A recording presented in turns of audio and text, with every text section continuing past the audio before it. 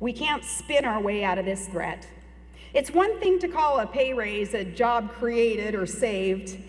It's quite another to call the devastation that a homicide bomber can inflict a man-made disaster. And I just say, come on, Washington, if nowhere else. National security, that's one place where you gotta call it like it is.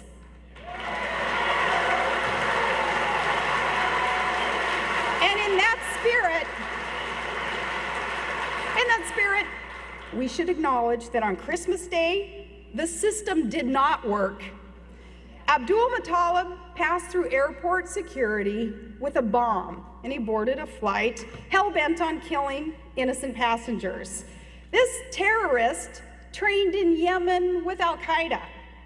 His American visa was not revoked until after he tried to kill hundreds of passengers. On Christmas Day, the only thing that stopped this terrorist was blind luck and brave passengers. Really, it was a Christmas miracle, and that is not the way that the system is supposed to work.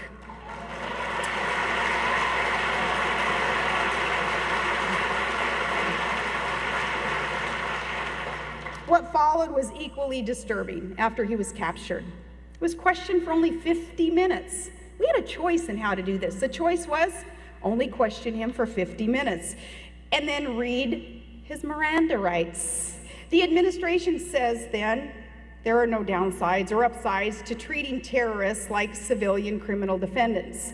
But a lot of us would beg to differ. For example, there are questions we would have liked this foreign terrorist to answer before he lawyered up and invoked our U.S. constitutional right to remain silent.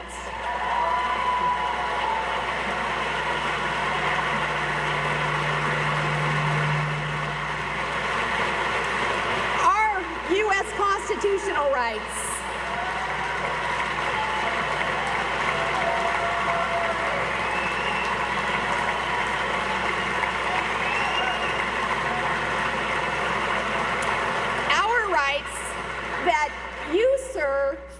And we're willing to die for to protect in our Constitution. The rights that my son, as an infantryman in the United States Army, is willing to die for. The protections provided, thanks to you, sir, we're going to bestow them on a terrorist who hates our Constitution and tries to destroy our Constitution and our country. This makes no sense because we have a choice in how we're going to deal with the terrorists. We don't have to go down that road. There are questions that we would have liked answered before he lawyered up, like, where exactly were you trained and by whom? You're bragging about all these other terrorists just like you. Who are they? When and where will they try to strike next? The events surrounding the Christmas Day plot reflect the kind of thinking that led to September 11th. The threat then, as the USS Cole was attacked, our embassies were attacked, it was treated like an international crime spree, not like an act of war. We're seeing that mindset again settle into Washington. That scares me for my children, for your children.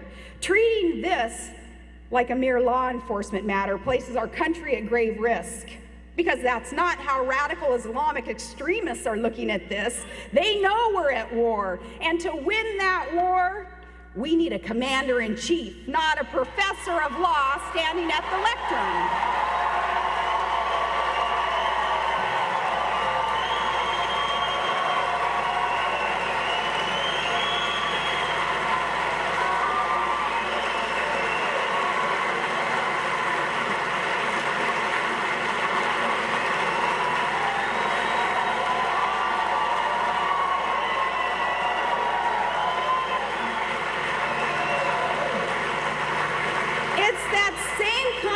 Misguided thinking that is seen throughout the administration's foreign policy decisions. Our president spent a year reaching out to hostile regimes, writing personal letters to dangerous dictators, and apologizing for America. And what do we have to show for that? Here's what we have to show. North Korea tested nuclear weapons and longer-range ballistic missiles. Israel, a friend and a critical ally, now question the strength of our support. Plans for a missile defense system in Europe, they've been scrapped. Relations with China and Russia are no better, and relations with Japan, that key Asian ally, they're in the worst shape in years. And around the world, people who are seeking freedom from oppressive regimes wonder if Alaska is still that beacon of hope for their cause. The administration cut support for democracy programs, and where the president has not been clear, I ask, where is his clear and where is his strong voice of support for the Iranians who are risking all in their opposition to Ahmadinejad?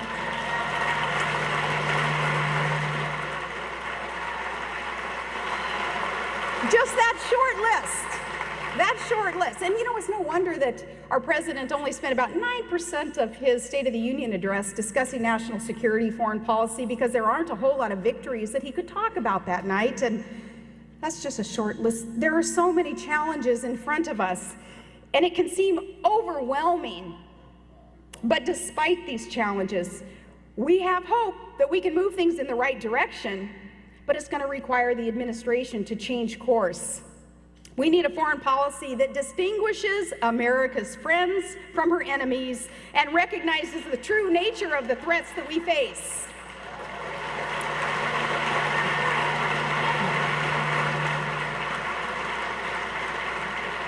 We need a strong national defense. I think you would agree with me, as Reagan used to talk about that peace through strength. And in that respect, I applaud the president for following at least a part of the recommendations made by our commanders on the ground to send in some more reinforcements to Afghanistan. Now, though, we must spend less time courting our adversaries, spending more time working with our allies. And we must build effective coalitions capable of confronting dangerous regimes like Iran and North Korea. It's time for more than just tough talk. Just like you, probably just so tired of hearing the talk. Tired of hearing the talk. It's time for some tough actions like sanctions on Iran. And in places in the world where people are struggling and oppressed and they're fighting for freedom, America must stand with them. We need a clear foreign policy that stands with the people and for democracy, one that reflects both our values and our interests, and it is in our best interests because democracies, they don't go to war with each other.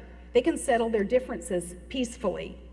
The lesson of the last year is this: foreign policy can't be managed through the politics of personality. And our president would do well to take note of an observation John F. Kennedy had made once he was in office, that all of the world's problems aren't his predecessor's fault.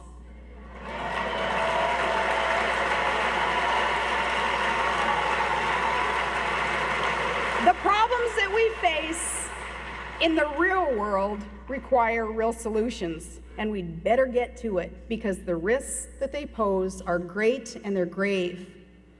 However, as Barry Goldwater said, we can be conquered by bombs, but we can also be conquered by neglect, by ignoring our Constitution and disregarding the principles of limited government. And in the past year, his words ring true. Washington has now replaced private irresponsibility with public irresponsibility.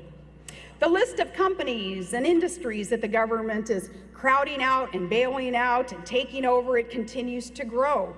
First it was the banks, mortgage companies, financial institutions, then automakers. Soon, if they had their way, healthcare, student loans. Today, in the words of Congressman Paul Ryan, the $700 billion TARP has morphed into crony capitalism at its worst. And it's becoming a slush fund for the Treasury Department's favorite big players, just as we had been warned about.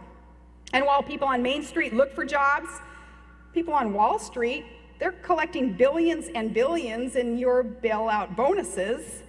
Among the top 17 companies that received your bailout money, 92% of the senior officers and directors, they still have their good jobs. And everyday Americans are wondering, where are the consequences for they helping to get us into this worst economic situation since the Great Depression? Where are the consequences?